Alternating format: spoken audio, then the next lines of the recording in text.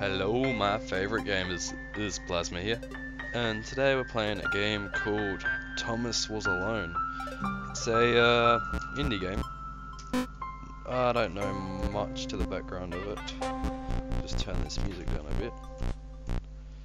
It's got some beautiful ambience to it. Oh, it just changed colour. That is cool. Anyway, yeah, it's become viral in the last few weeks. I thought I'd give it a try, and yeah, the game's narrated, so I'll try to do as little talking as possible. But anyway, new game then.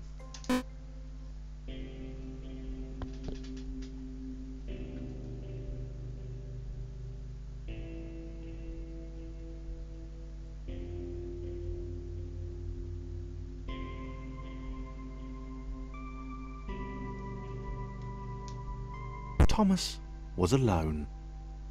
Wow, a weird first thought to have.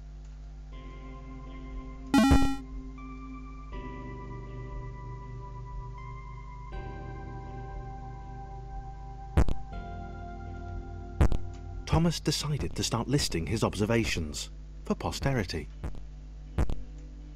1. The whole alone thing. 2.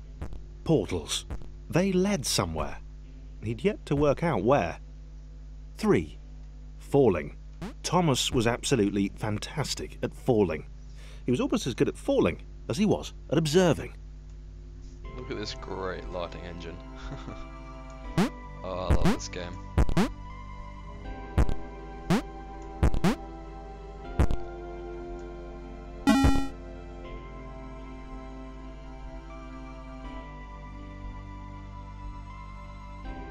Okay, interesting. Thomas couldn't fall past this block. Think, damn it, think! What if there was some kind of inverted fall? Some way to... what's the word? Jump.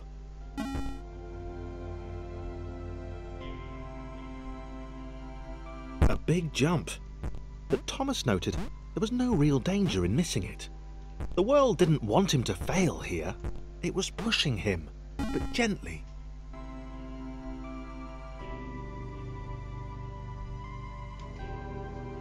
This all seemed a little dangerous. The world was not to be trusted.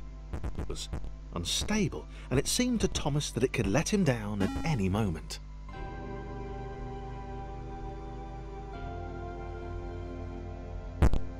Thomas wondered whether the portals were actually taking him anywhere. He felt like he was making progress, but there wasn't really any way to know. Oops, didn't mean to skip the narration there. I won't do that in the future. It might have been paranoia again, but Thomas could have sworn the world was becoming more complicated. It always seemed to be one step ahead of his skills. It had been designed just for him. He wondered why. Was the world testing him? Fuck. No. Too obvious.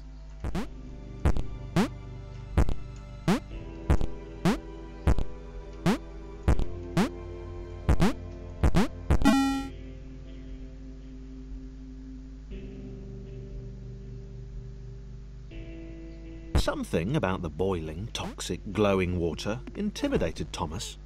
He didn't like it. He certainly didn't want to swim in it. He made another mental note. 4. Water. Not good. To be avoided.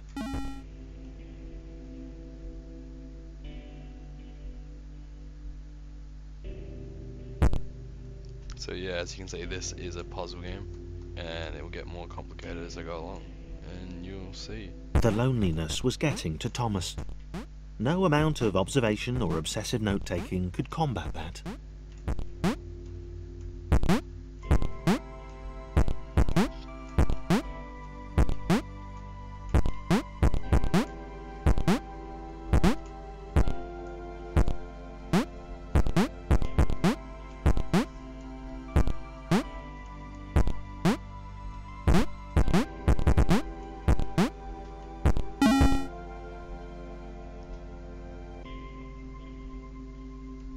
Thomas had a new theory.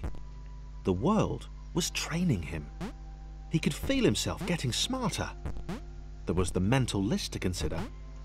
Over the minutes and seconds since his spontaneous generation, he'd become a pretty skilled jumper. He was evolving. He just wished he had someone to share it with. This is a great indie game.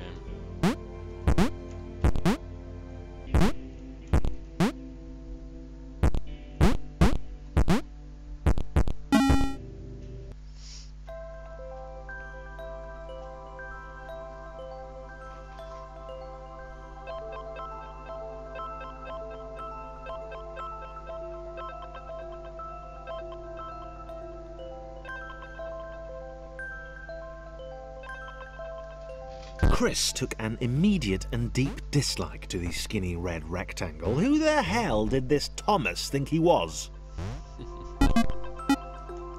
No, I have two characters. They have to help each other.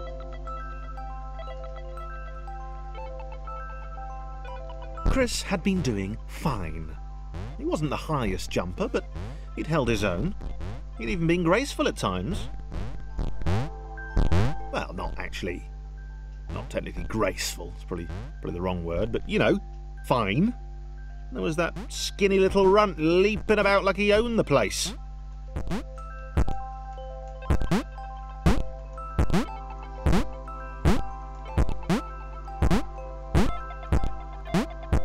Oh.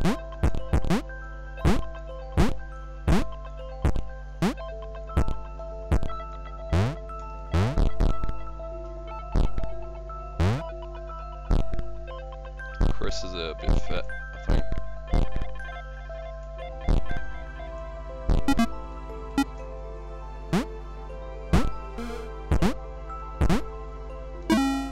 Yeah.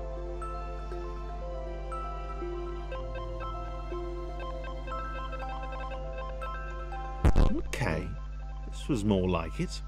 A glowy white thing. Only Chris could get to it, which of course made it all the more enticing. What would it do? What new opportunity might this switch open up to him? Great, great.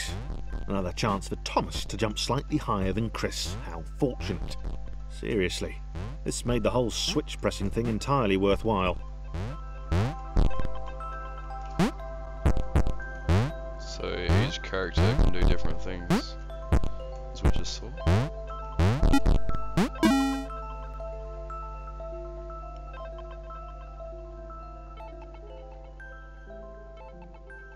Was this good? Because on the surface, it did not seem good.